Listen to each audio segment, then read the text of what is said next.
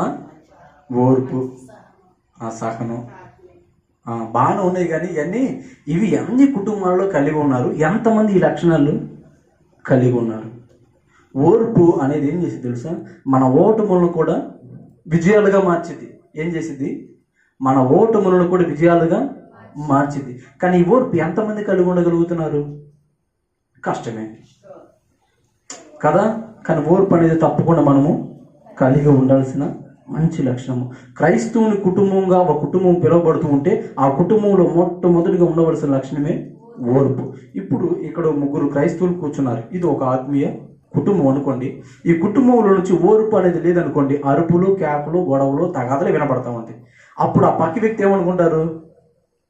వీళ్ళు దేవుణ్ణి నమ్మారు, దేవుని కృప పొందుకున్నారు, దేవుళ్ళు బలపడుతున్నారు అని సాక్ష్యం ఇస్తారా? ఏమిస్తారు?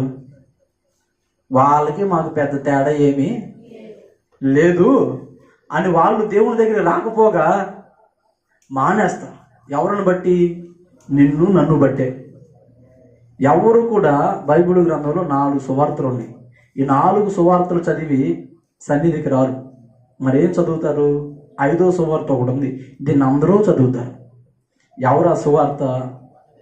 మీ ప్రాంతంలో మీరే, మా ప్రాంతంలో నేనే. మనల్ని చదువుతారు వాళ్ళు, మనల్ని చూస్తారు వాళ్ళు. మనం ఎలా బ్రతుకుతున్నామో, ఎలా మాట్లాడుతున్నామో, మన ప్రవర్తన ఎలా ఉందో చూసి మనం గట్టిగా కనుక్కుంటే మనల్ని బట్టి దేవుని సన్నిధికి నడిపించబడతారు. అదే మనం తేడాగా ఉన్నామనుకోండి, వాళ్ళు దేవుని సన్నిధికి రారు.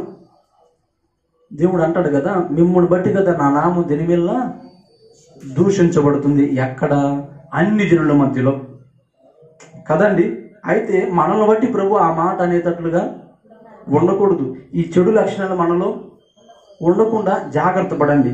ప్రభు ఒకవేళ అడిగాడు అనుకోండి, అమ్మా మీ ఇంట్లో ఏముంది? మీ దేహాలలో